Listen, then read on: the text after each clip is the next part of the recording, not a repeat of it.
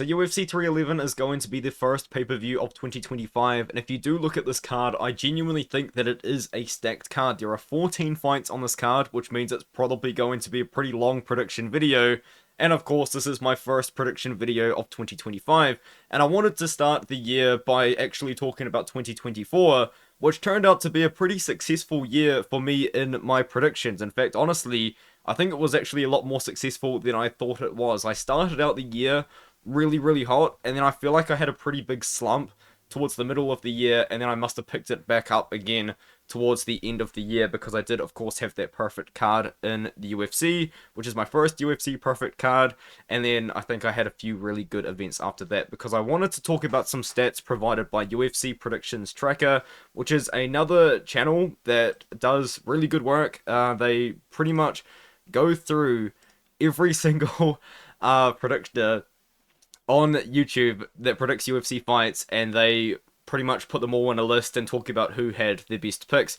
And the reason why I've kind of brought this graphic up here and included the green lines is because I've compared myself to people that have predicted every single fight for the year. And if you look at me, I'm down here a little bit, but this is a pretty big list, so I'm pretty high up. And I predicted 202 correct fights out of 296 predictions, which is about 68.24%. So hopefully this year we can get to that famed 70%.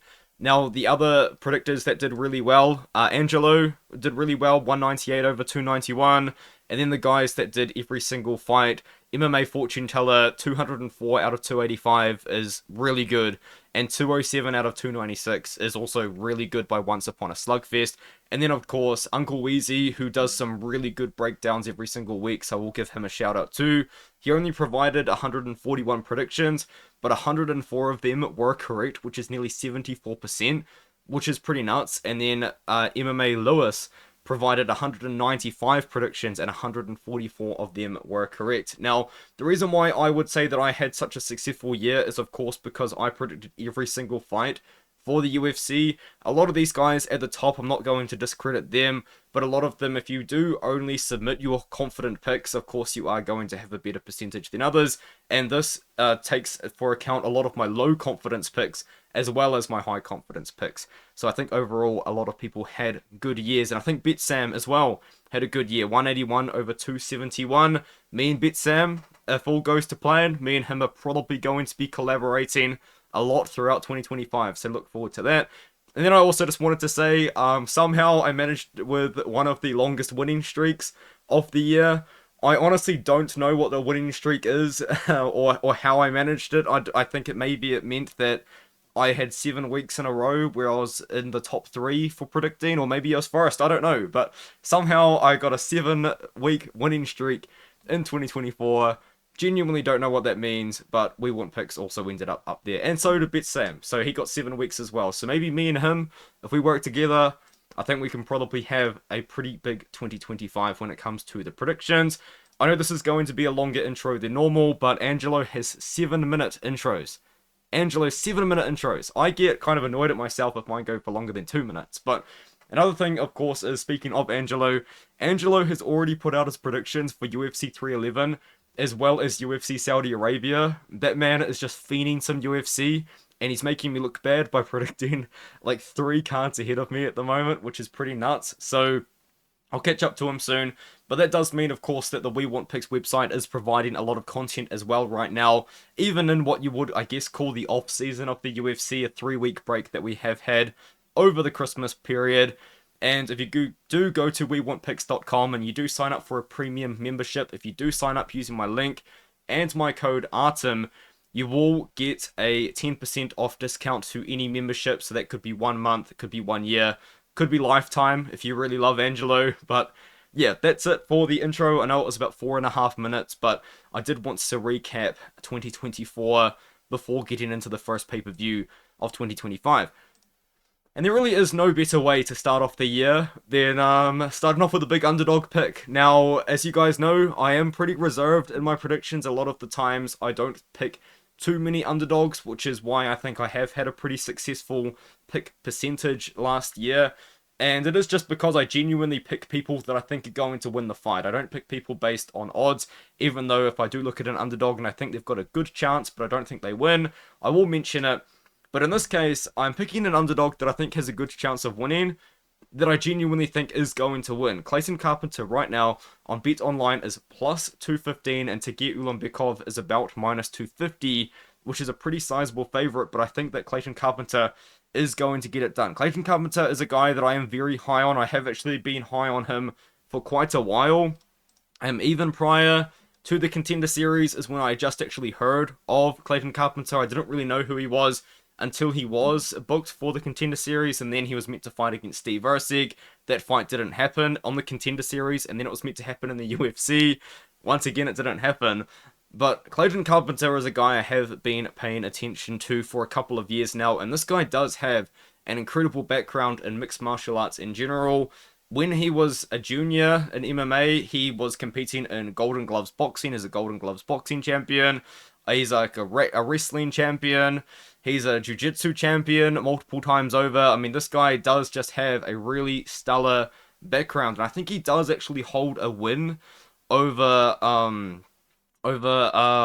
Aaron Pico in one of those like martial arts that he was competing in as well. So he does have a big background. But the way that Carpenter wins his fights is with his grappling. He does have power in his hands, and he does have a very quick head kick KO. But the way he wants to win the fight is in the grappling. And I think against Tagir Ulanbekov, that's the way you beat Tagir. The way that Tagir has lost in the past, or at least struggled in the past, is when people have put pressure up against him in the wrestling. Tagir is a pretty big guy for the weight class. He is going to be bigger than Clayton Carpenter, but on the feet, I think he's going to be slower. And the way that Tagir does win his fights is when he's trying to control up against the cage, when he's getting the takedowns with the top control.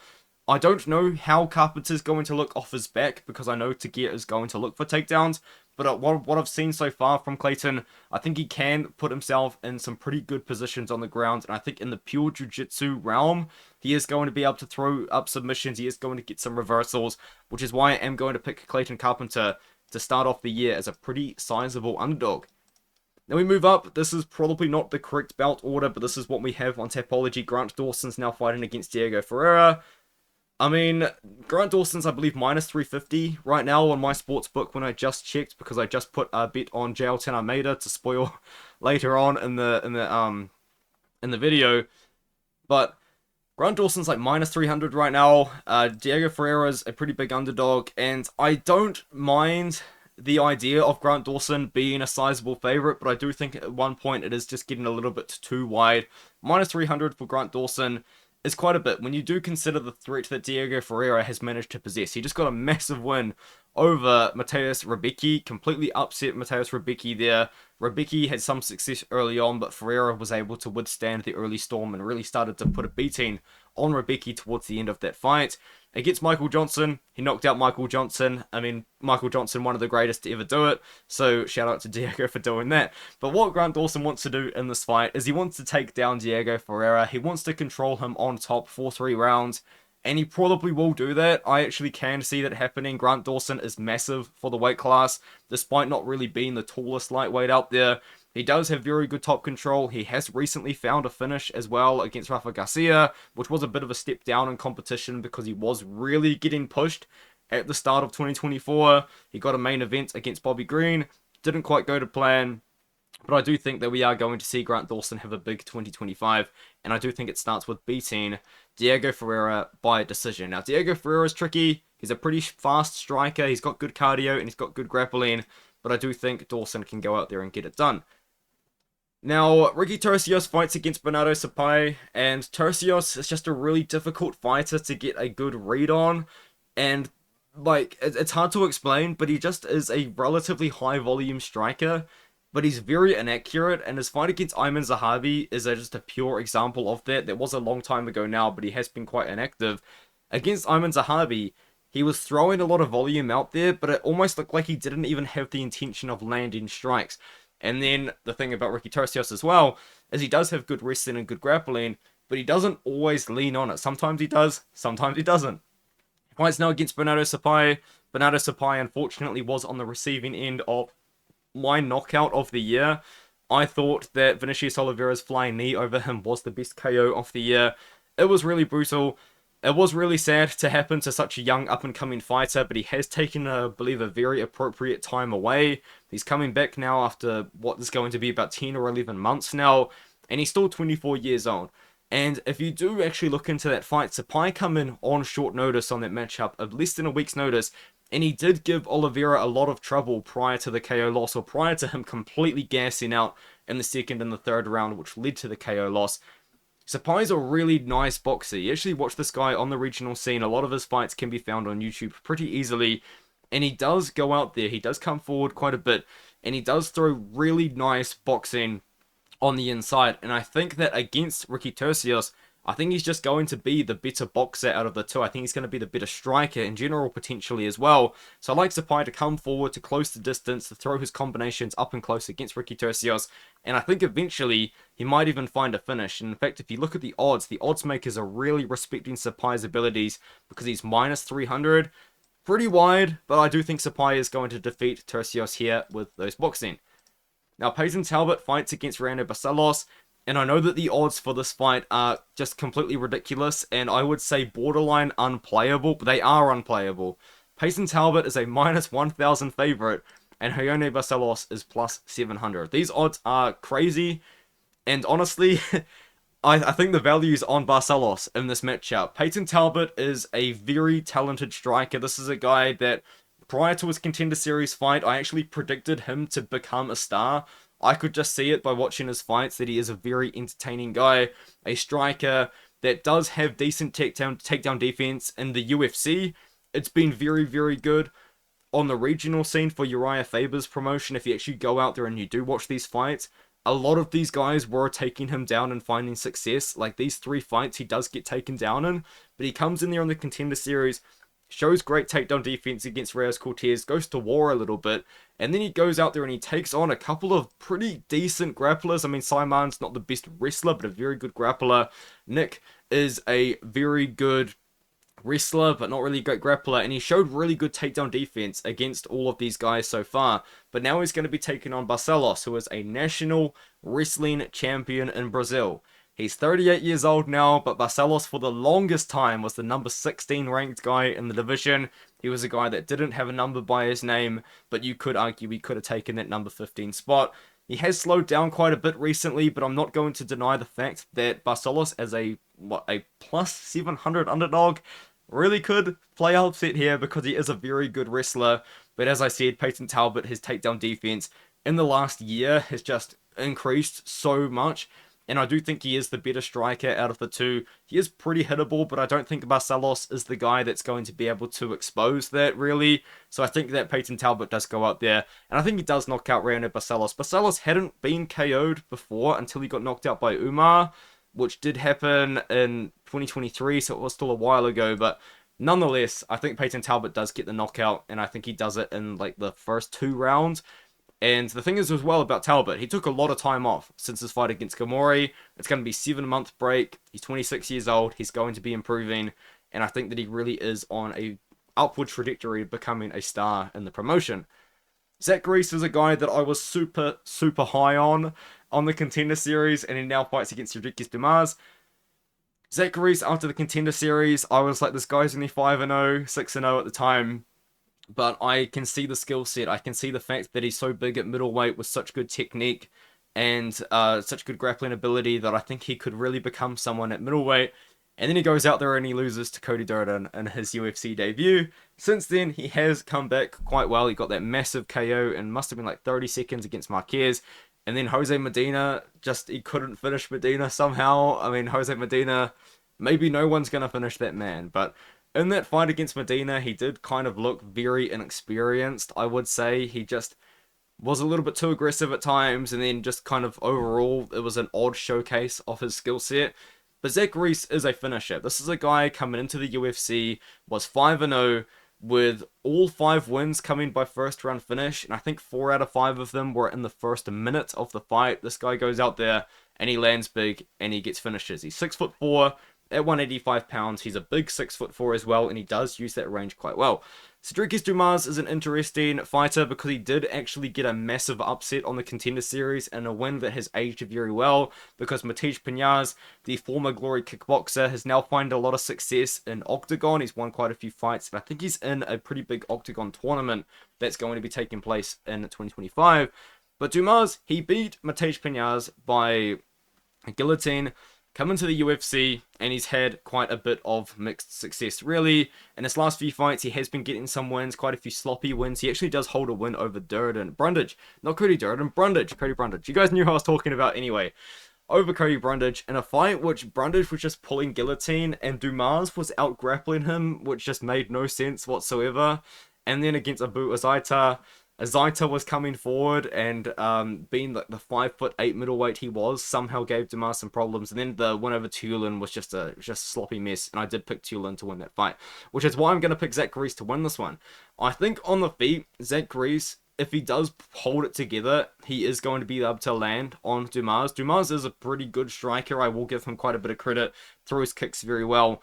But I think on the feet, Reese is going to be coming forward. He is pretty hittable himself, Reese is, but I think he can land with more power than Dumas can, and I think that he can just knock out Dumas. And also another thing about Reese as well, I should say, if anyone's got the grappling advantage, it is Reese, and I think that Reese, honestly, if he doesn't go for the KO, is going to look for takedowns, he's going to look to grapple. I think Reese wins this fight. I think the odds are pretty close. If I'm not mistaken, they're not. Reese is minus 260, Dumas is plus 220. Maybe no odds on this fight are close, but I think on this card are close. But I think that Reese, honestly, he's going to win this fight. And more likely than not, I think it's going to be by finish with his style. So I think that Reese might go out there and look for some takedowns and get a submission, potentially, or a KO if it's on the feet. Karol Rosa now fights against Ailin Perez. Ailin Perez is on a pretty big win streak right now, but she's on a pretty big win streak against fighters that that is just a incredible Tapology photo anyway. She's on a win streak against fighters that have had a pretty bad takedown defense history. She's on a 4-fight win streak right now. Most recent win over Daria Zelenziakova, who is a striker with relatively renowned poor takedown defense. Jocelyn Edwards, her biggest struggle throughout her entire career has been bad takedown defense.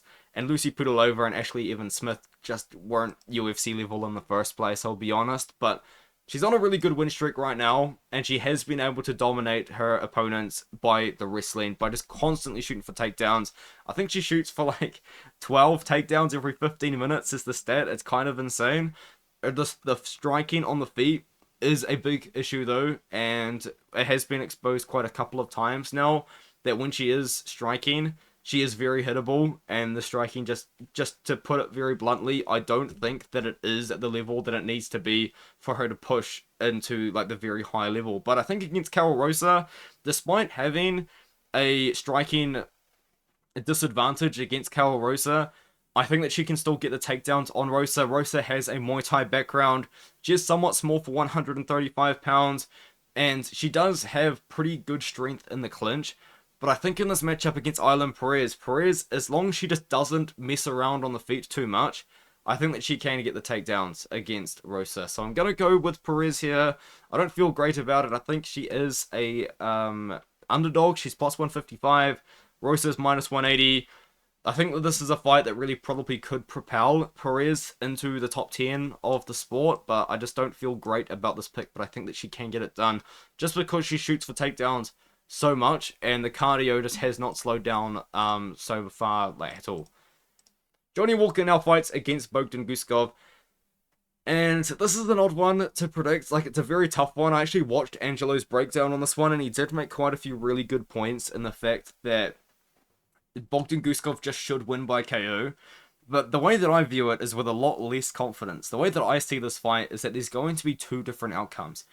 Either Johnny Walker just showcases his much superior skill set, which I do think he has on the feet and on the ground, and he wins a decision or maybe a late finish, and he just looks really, really good.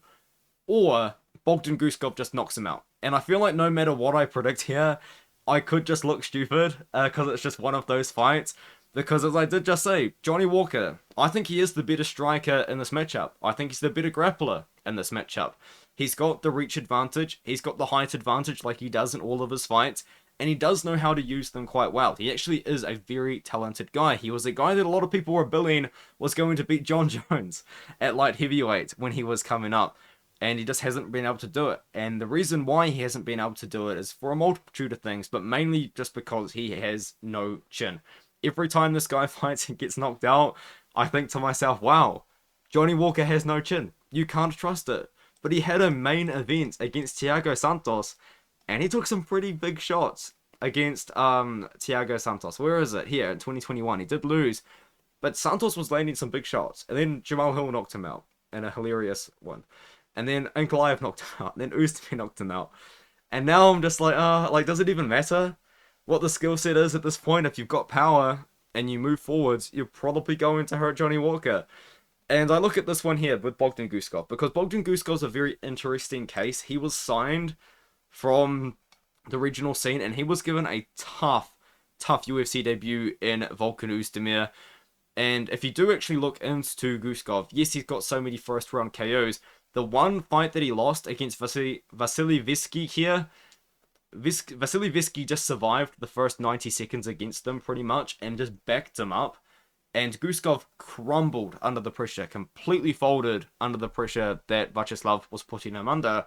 And Oezdemir did the same thing, except Oezdemir actually took him down, which was interesting for Oezdemir.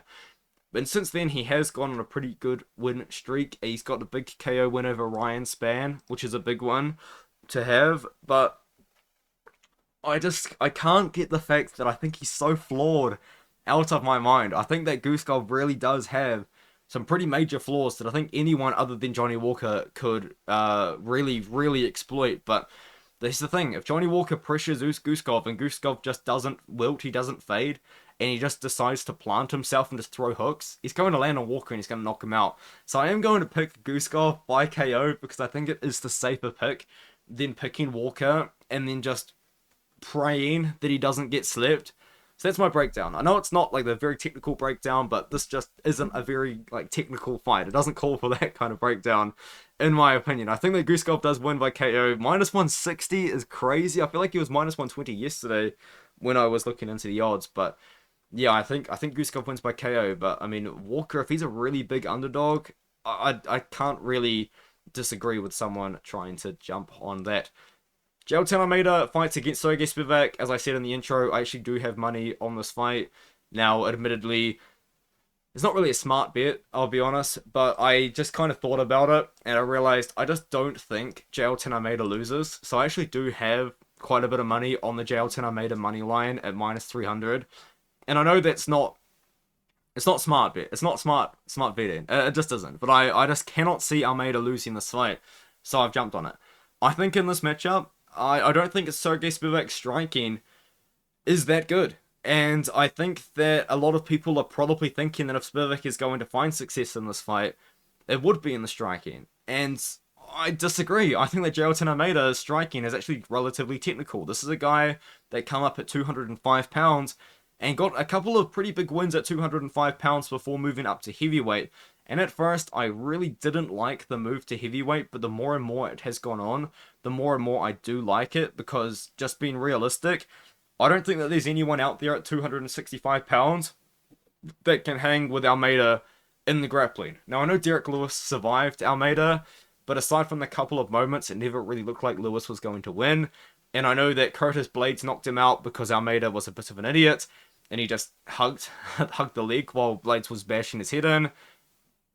You can't dispute the fact that in the first round, Almeida was taking Blades down, and he was controlling Blades in the first round, and we've never, ever seen anyone do that to Curtis Blades before. Curtis Blades has always been known as the wrestling guy at 265 pounds, and Almeida just went out there and took him down. More than once, multiple times, and then he got KO'd in the second round because he's a bit of an idiot. That doesn't dispute the fact that he took down Blades. And if he can take down Blades like that, I think he can do the same thing to Sergey Spivak. I think he can take down Sergey Spivak. I think he can control him on top. I think he can land ground and pound. I think he could even search for a submission. I don't really know what Spivak looks like when he's on bottom, but I don't think it's going to look as good as Almeida when he's on top. Oh, God. I think Almeida wins. Let's move on.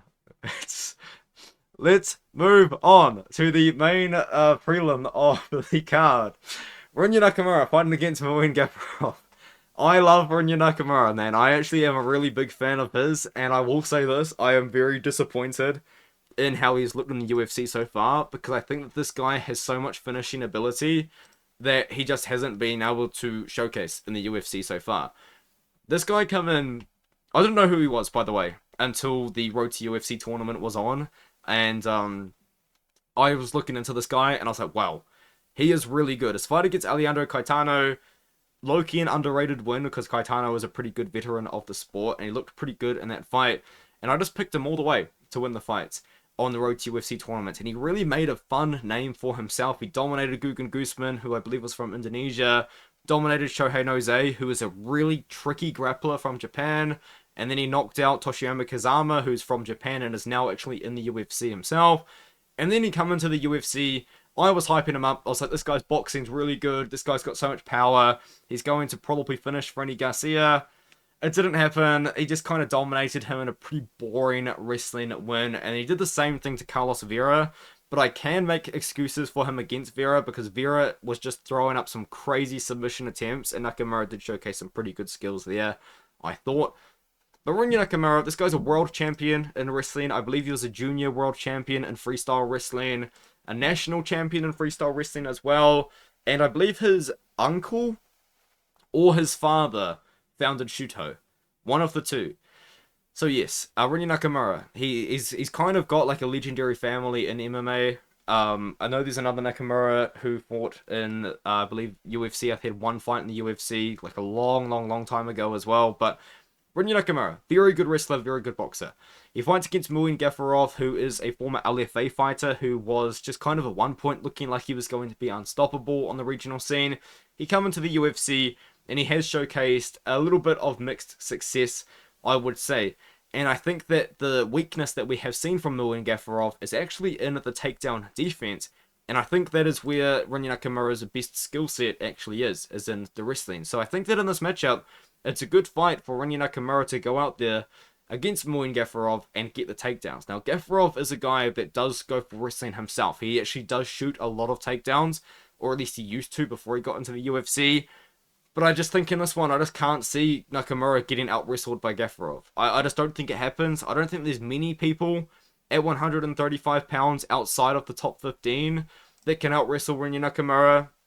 So I think in this one, I think he just gets it done. Now, I hope it's a finish, but based on the last two performances, I just can't pick based on that, man. But I know that Rinya Nakamura, he wants the finish. He wants the KO. The problem is, when he does go out there swinging wildly, he can get hits. Toshiyama Kazama actually hit him with a couple of good shots, and Toshiyama Kazama is not a good striker, but I think Nakamura does win the fight nonetheless. Now we move up to the main card, and this main card is stacked. We've got Beneil Dariush now fighting against Renato Moicano, and it's just a tough fight to predict, and once again, I will admit, I actually did watch Angelo's breakdown on this one, because I was quite torn myself. And he did bring up some really good points that I honestly wouldn't have thought of just myself. And what Angelo from We Want Pick said was Beneil Dariush a year ago was on the top of the world. A lot of people were saying that he is going to be the toughest test for Islam Makhachev to defeat. And then he lost a couple of times to some of the best fighters on the planet. He lost to Arman Tsarukyan before that he lost to Charles Oliveira. So he lost to two of the best guys at lightweight right now. And Charles Oliveira, one of the best lightweights ever, potentially, considering he's fought so many times in the UFC. And Arman Tsarukyan, a guy that a lot of people are going to be billing to give Islam Makhachev a very tough test for the second time in his career. So he lost two fights to those two guys. But before that, he was on a roll. The fight against Gamrot, it is very impressive to watch. The reversals in that fight are quite incredible. And then Renato Moicano, a guy that was at 145 pounds, didn't find that much success in that fight and in that division, so he moved up to lightweight, took on the short notice fight against RDA, made a name for himself, I would say, in the win afterwards when he smoked my boy Brad Riddell. And just since then he's gone on a bit of a tear, but he hasn't fought the same level of competition that Dariush has in the last few years. And another thing about Dariush is he is a very proven guy. Renato Moicano, I'm not going to say he's unproven, because he is proven. This is a guy that did find, as I said, some success at 145 pounds, Most of his success, I would say, now has come at 155 pounds. But because didn't he fight Jose Aldo when he was like super young? But anyway, yeah, Moicano, he's got a similar style to Dariush, and this is kind of where I struggle a little bit with the pick, is because on the feet, Dariush does have underrated hands. I would say the best skill set that he does have in the striking is his boxing, which is pretty good, and he does have some pretty good, pretty good damage, pretty good power, I should say. Sorry about that. And in the wrestling, he does have very good grappling. He's got very good takedown defense. He even was controlling Charles Oliveira with quite a bit of ease there and was finding success against Olives until Olives stood up and just knocked him out with a head kick.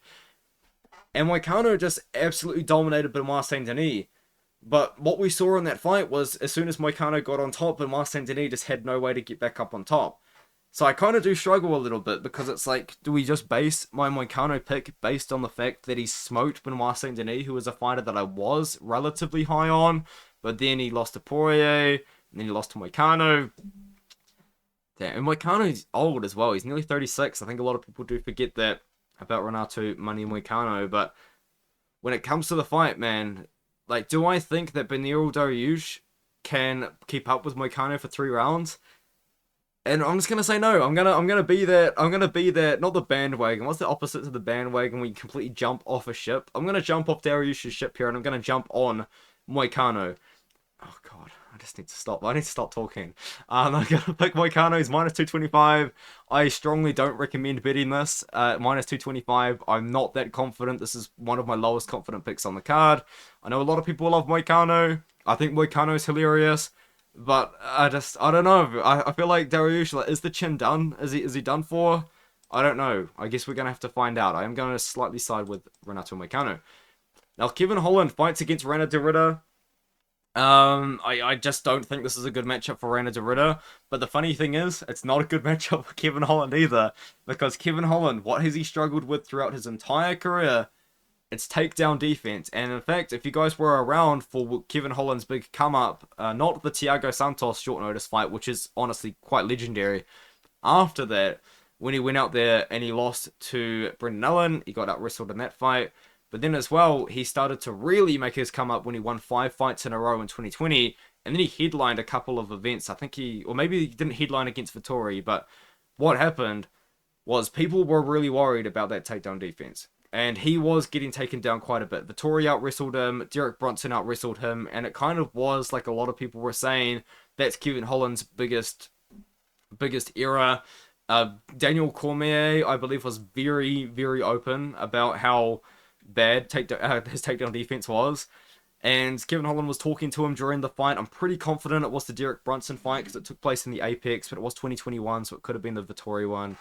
But yeah, just one of those ones where Kevin Holland, we know he's got bad takedown defense, and he hasn't fought someone that was going to try and take him down until he fought against Chiesa, and I guess Alok technically, but Alok knocked him down. And even Roman Dolidze as well. Roman Dolidze took him down as well. So it's like, Kevin Holland, he's got bad takedown defense, he's taking on a grappler in Reinier de Ridder. But the thing about Reinier de Ridder is he just went toe-to-toe with Gerald Meerschaert. And I would pick Kevin Holland to beat Gerald Meerschaert with a lot of confidence. And in that fight against Gerald Meerschaert looked like he was the better striker. And I just cannot pick Reinier de Ridder based on that. As soon as this fight was booked, I thought to myself, wow, this is a really good fight for Kevin Holland. But it is actually exactly what Reinier de Ridder wants. Reinier de Ridder wants the big-name fights. He's nearly 35 years old. He's already been the champion at one championship 2 times over. He's a grappler. He wants to get the takedowns. After seeing this fight against GM3, I'm off the Reinier de Ridder train, really. I just don't think that he has what it takes to really make his way into the rankings at 185 pounds. But Kevin Holland, I think Kevin Holland is going to give him a lot of trouble on the feet. And the takedowns against GM3 didn't look that great. He really is just all grappling. So I think that Kevin Holland goes out there and I think he gets the KO. I think Kevin Holland knocks out Reinier de Ridder. Kevin Holland's minus 140. I mean, hopefully, all these guys picking de Ridder bet on him, because I would love to bet on Holland as the underdog. But let me know what you think of this one in the comments below, because this seems to be splitting a lot of people. And I'll be honest, I actually am somewhat confident in Holland going out there and getting it done by knockout over Reinier de Ridder. Now, Yuri Prochazka fights against Jamahal Hill. I do think that Jiri wins this one as well. This is another one which I think a lot of people are torn on. In fact, I think most people are actually on Jamahal Hill in this matchup. But I think Jiri can give Jamahal Hill a lot of problems in this matchup on the feet. And Jamahal Hill is a guy that a lot of people loved at one point. And now it seems like a lot of people don't love him anymore. He had like quite a few major incidents, which is why a lot of people have put him off. But I think for the most part, it's his beef with Alex Pereira, and it's just really one-sided, where Jamahal Hill was talking trash to Alex Pereira. Alex Pereira just slept him after the ref stepped in after a groin shot, and Jamahal Hill's been disputing it ever since. But I just think that Jamahal Hill really wants another title shot, to be honest, and he's doing all he can to get there. And he's been just yapping. He's just been yapping about Alex Pereira ever since, man. And I think that if you don't have, if you're so focused on someone else going into a matchup with Jiri, I think you're going to miss something, because Jiri Prochazka, I will admit, just a very odd fighter, very odd fighting style. He fights with his hands by his waist. His head movement is nowhere near good enough as to what it needs to be to have that fighting style when your hands are so low. But he is so tricky. He throws his punches from his hips, which is just really bad technique, but it just works for Jiri because it's, to be fair, it is MMA, so literally anything goes. And I think in this one here, Jamahal Hill, yes, he's got a lot of power, but I think Jiri, I think he can give Jamahal the problems on the feet that he has given a lot of people before. I know a lot of people were talking about how Rakic smoked Jiri on the feet in that UFC 300 card, which I thought was actually the fight of the year. I thought that was the fight of the card as well, over Holloway versus Gaethje. But maybe I'm on an island on that one. But yeah, that was a great fight. But Rakic wasn't smoking Jiri. I didn't see it that way anyway. It was a close fight. Rakic was finding a lot of success. And I think in this one here, Jamahal Hill, I think it's just one of those ones where Jiri is just going to be fast. I think he's going to be tricky. He's been KO'd twice now by Alex Pereira, but you know, I think Alex Pereira, I don't really mean super disrespect to Hill here, but I think that Alex Pereira just is a much better striker than Jamahal Hill, which is why I picked Alex Pereira with a lot of confidence to defeat Jamahal Hill. And I think that Jiri just can get it done. And if anyone can mix some takedowns, it would be Jiri as well. That's one thing that Jiri has been doing, not regularly, he doesn't do it much, but he has been doing it somewhat recently. He shot for a takedown against Rakic, which was quite interesting, and maybe he could do it here against Hill as well. Yes, Hill, I would say, probably is the more technical striker, but nearly everyone at 205 pounds is more technical than Jiri. I think Jiri just is going to go out there, he's going to move forward against Hill, he's going to close the distance, he's just going to do all of his crazy stuff, man. I think it's going to work against someone with Jamahal Hill's, like, I don't, this is going to sound so demeaning, but I don't mean it to be, but Jamahal Hill's, his striking style is a lot more basic than Jiri's, you know what I mean? Like, he kind of does rely on all of the fundamentals, which is a very good thing. But when you fight against Jiri, I don't know, man, he's just got so many weapons out there that he can utilize. So I am going to pick Jiri here. Slight favorite over Hill. Honestly, will probably be the underdog by the time that the fight goes around. But it seems like most people are picking Jiri as well. So that's interesting. I think Jiri does get it done. I am worried about Jamahal Hill, just kind of thinking about Alex Pereira all the time. And yes, Jamahal Hill did absolutely beat up on Teixeira on the feet, but when the fight was on the feet against Teixeira, I thought Jiri got a 10-8 round in there, so I don't know, I think that is also something to mention. Now Merab fights against Umar Nurmagomedov. I did just upload a video predicting who I think was going to be the champion at the end of the year in 2025, and I do think Umar is going to be the champion at the end of the year, so of course for that to happen, he needs to beat Merab. And I do think he does beat Merab in this fight. Umar Nurmagomedov is a guy that I have been high on at some points, and then I've been relatively low on at some points as well. So I'm willing to admit that. I did actually pick Corey Sandhagen to defeat Umar quite a few months ago now. And I know I really was the only person that did that. But I did have, in my opinion, very sound reasons to pick Corey in that matchup. Corey has very good wrestling, and his striking is just very difficult to deal with. And Umar went out there and he proved me wrong. Now, prior to that matchup, he really hadn't beaten anybody of note. And I thought that Corey Sandhagen was just going to be too much too soon. And as I said, I was just proven so incorrect. It was unbelievable. And I was so amazed by that performance. It really turned me around and made me realize I think that Umar just is the champion. I think he just is the best fighter at 135 pounds right now. And that does include being better than Merab Dvalishvili. Merab Dvalishvili has probably one of the most difficult and frustrating fighting styles to fight against, and so far in the UFC, I don't think anyone's been able to beat him except for, was it Ricky Simone got him with a guillotine at the end of the fight? It was. And also, like, in 2017, he had a close fight with Frankie Saenz. But Merab Dvalishvili, he comes forward, he's caught the machine, he's got unending cardio that just never runs out, and he just shoots for takedowns over and over and over and over again. And I will be honest, I have been very vocal about how I do not really find his fighting style entertaining at all. But it is effective, and it has got him to where he is right now, which is the best in the world, undisputed champion of the UFC. But I think in this matchup against Umar, the way that you stop someone from shooting takedowns on you is you just take them down, and you control them. If Umar can go out there and control Merab Dvalishvili, that negates pretty much every real big weapon that I think that Merab does have. Now, it doesn't really just remove his cardio, but it definitely would slow him down. And I also think that it would also be interesting to see how Merab looks like when he's being controlled. Because a lot of the time with these wrestlers that we're so used to seeing controlling and top control and being in the dominant positions, they don't look like the same level of fighter when they're taken down and they're on their back. And I think that Umar, out of anyone, could be that guy to go out there and take down Merab Dvalishvili and find success. And on the feet as well, Umar's striking's really good. It's always been really good. He's always been a very good kickboxer. Out of all of the Nurmagomedov team, I think that he probably has been one of the best strikers. I know Usman Nurmagomedov, I would say, is one of the best ones, but, you know, he had that situation in Bellator. I think that Umar is just more well-rounded. I think I'm doing tricks on it at this point. I think Umar wins. I think Umar wins. I'm really sold on Umar. It's minus 350. I wouldn't bet him on that odds because Merab still is just a really talented guy. Minus 350 for Umar is ridiculous. I don't actually know where they got those odds from. But yeah, I think Merab could be a very sneaky underdog for people that are fans of him. But I just can't see it happening, man. I think Umar's striking is too good for Merab. And his wrestling, I think, can keep up. And if it can't keep up, then I think it's just like good enough to get his own takedowns, which would stop the Merab tornado, I guess you'd call it. I think Umar wins. And I also think that Islam Makhachev wins. Now, I think that a lot of people will be doing themselves a big disservice by not watching the original Islam Makhachev versus Arman Tsarukyan fight. Because honestly, I rewatched it earlier this morning.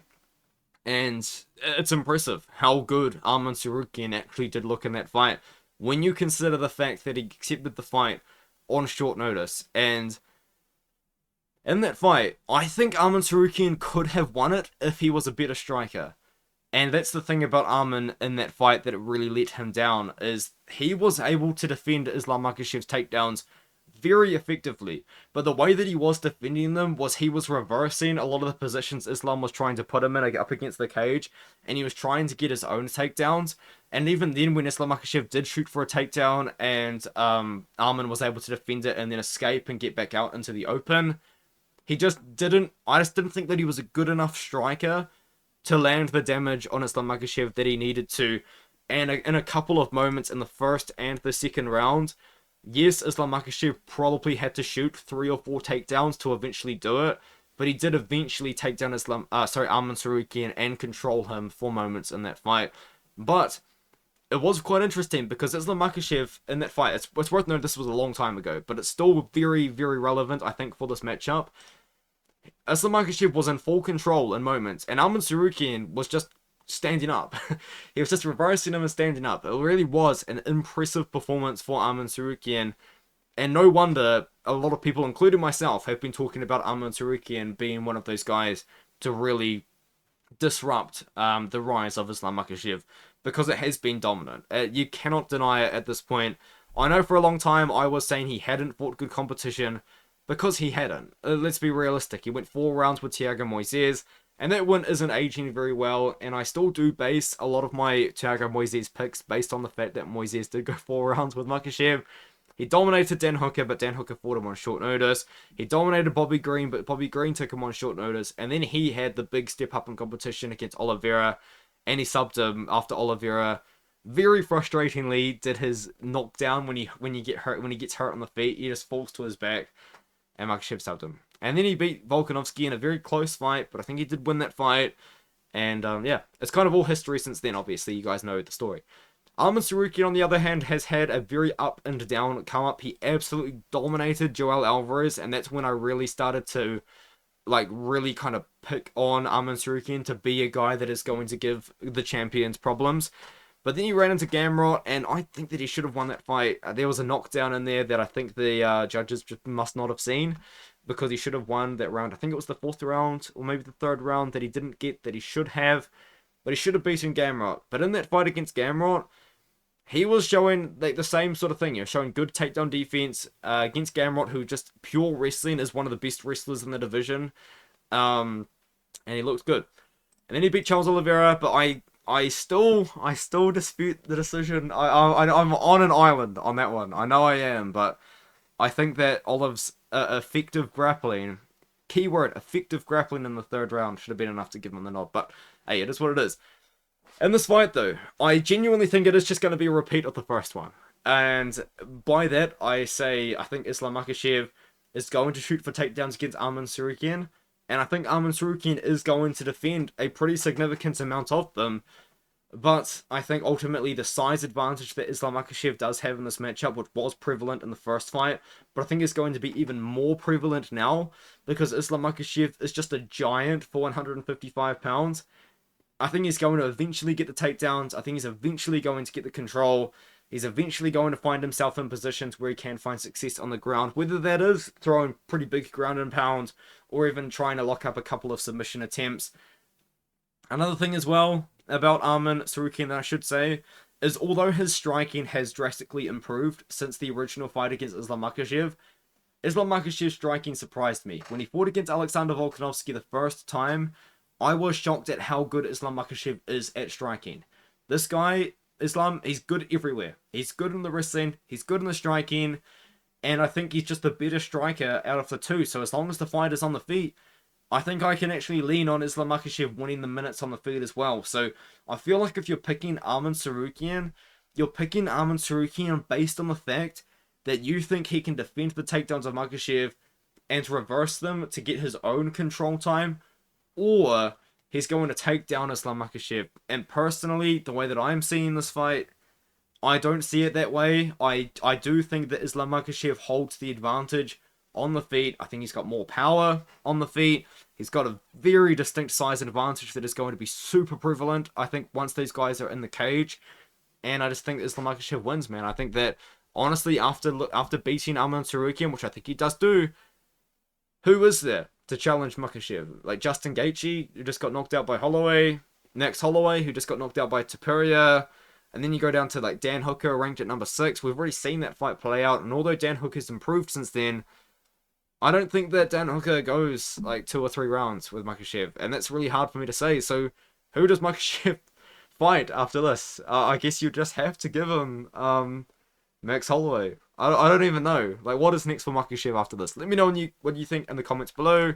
Makhachev's minus 400. Oh, that's just insane.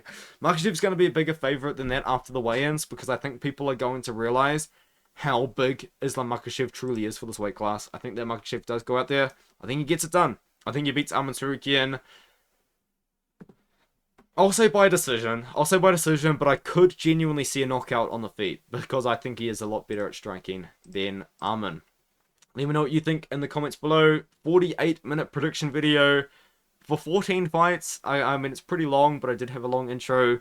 Yeah, I'll leave it there. I'll see you guys in the next one. Once again, just let me know what videos do you want me to see. I will be doing LFA 199 predictions probably today, because it's raining outside and I don't have anything to do, because all of my plans today involved being outside. So I'll see you guys in the next one.